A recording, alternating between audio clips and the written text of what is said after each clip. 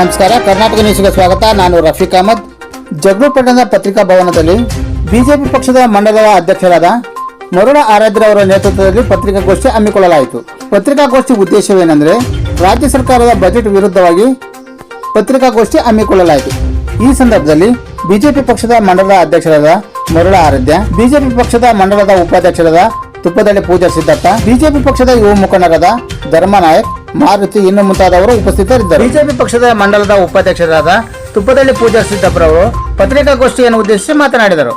ಖಾಲಿ ಬಜೆಟ್ ಸಾಲದ ಸುಳಿಯಲ್ಲಿ ಸಿಕ್ಕಿದ್ರು ಕೂಡ ಜನಗಳನ್ನು ಉದ್ದೇಶಿಸಲಿಕ್ಕೆ ಮಾಡಿರ್ತಕ್ಕಂಥ ಬಜೆಟ್ ಇದು.